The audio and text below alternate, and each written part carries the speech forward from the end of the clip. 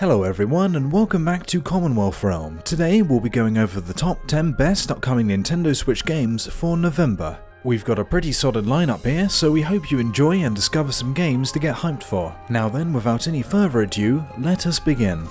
Ladies and gentlemen, we begin this list with the most hardcore of hardcore games we've ever presented on this channel. This game has dominated our thoughts for the longest time. We have spent months training for this release and applying for the MLG competitive leagues associated with it.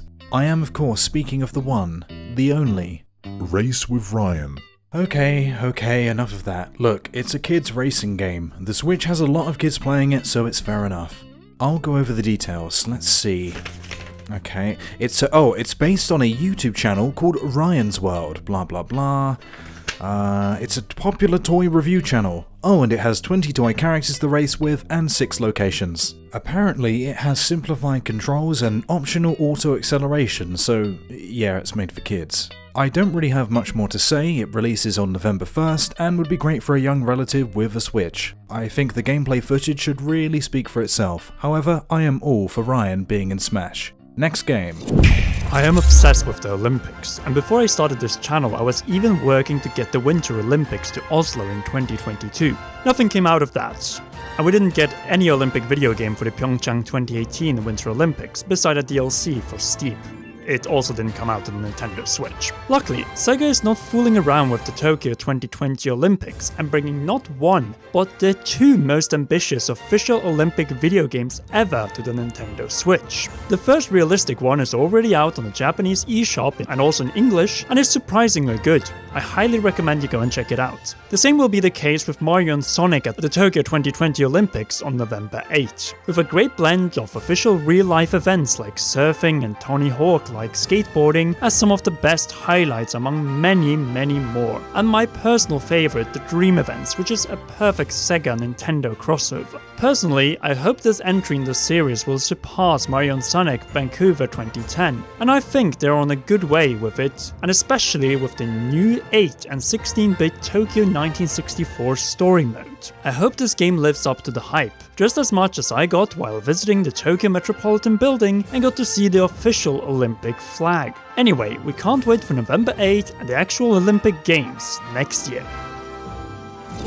Just Dance 2020, what some consider to be the ultimate dance game series, who are wrong by the way because they've never played DDR, is coming to the Switch.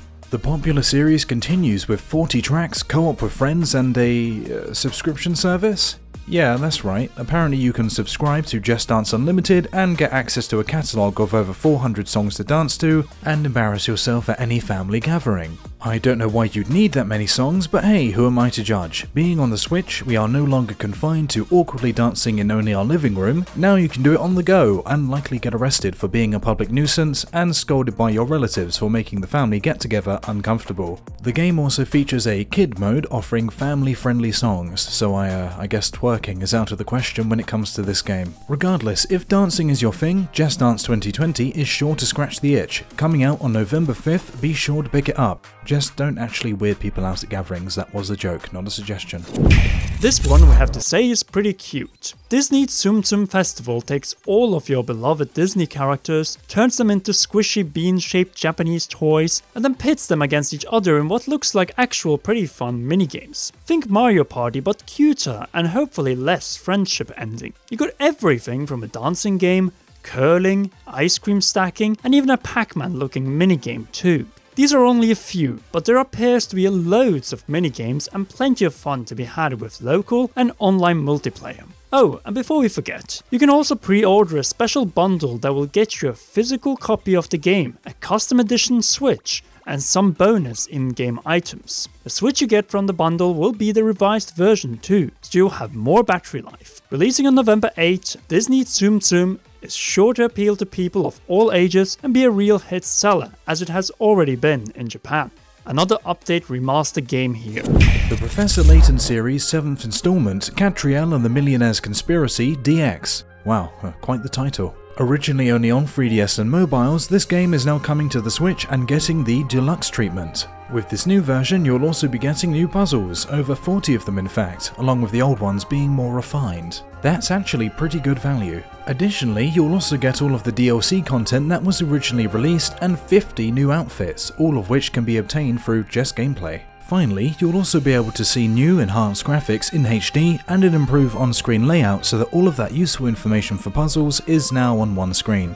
You know, a lot of these remasters, re-releases, ports, etc. don't really offer too much extra. However, this one sounds pretty promising. That is a lot of new content, don't you think? Let's not forget that this series is already pretty amazing. To get an amazing game on the newest platform with everything updated and refined, sounds good to me. It'll be releasing on November 8th. If you're a fan of the Layton series and enjoyed the game, you may want to consider checking this one out.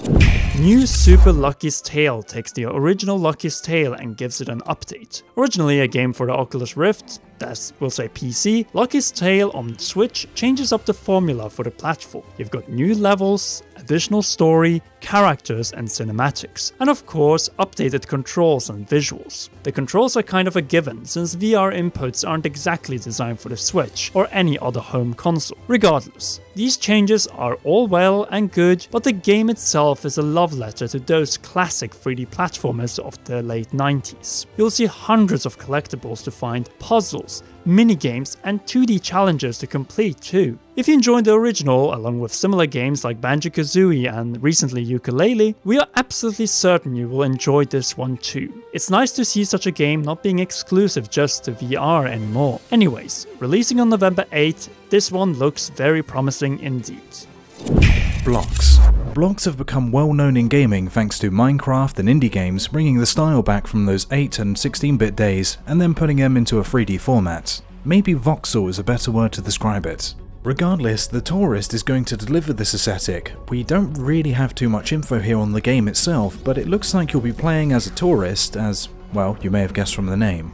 Travelling around a land full of traps, dungeons and puzzles. Doesn't really sound like a great holiday spot to me. It also appears that you'll be able to go diving, cave exploring, enjoying arcade games and even... Wait, is that a Guardian from Breath of the Wild? Never mind. It looks like a great adventure game is to be had here. We just wish we had some more details. That being said, it certainly does add to the mystery, yeah? Regardless, The Tourist is releasing on November 14th. Stay tuned for more details that are sure to come. Here it is, possibly the biggest game on the list, Pokemon Sword and Shield. We've covered this game on the channel a lot, so we don't really need to go back into it completely all over again. However, Sword and Shield, for all of its supposed problems, looks to be a decent Pokemon game, with a fantastic new location, awesome new Pokemon, and plenty of things like Gigantamaxing that were recently shown. We are confident that Sword and Shield are well worth picking up. Personally, I'm just here for the chubby Pikachu. He thick.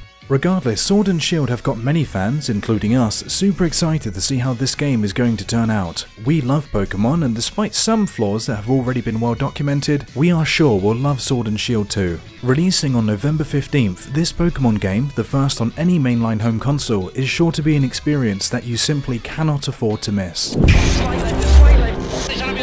I love the VRC and have been a passionate fan of this motorsport since the days of Colin McRae and his rally games, Marcus Grönholm's Perkele's and Peter Solberg's English before Sebastian Loeb made the VRC boring with his 9 title streaks from 2004 to 2012. I still look fondly back to the golden age of rallying in the late 90s. Early 2000s and especially 2003 when Peter Solberg won the VRC with his legendary Subaru Impreza. The Impreza may not be in the VRC anymore, or for that matter in VRC 8, which is coming to the Nintendo Switch on November 19th. But still, getting a proper rally game where we can't get dirt for the Nintendo Switch after the excellent Grid Autosport is great news for all Switch owners, and the perfect excuse to invest in the new Mario Kart Hori Pro Racing Wheel and Pedal and test it out in an official FIA VRC title with realistic physics, dynamic weather, and just like in real life, limited number of cars, but in return we have 14 locations all around the world and over 100 special stages from the 2019 VRC calendar. The review scores for the PS4 and PC versions have been good,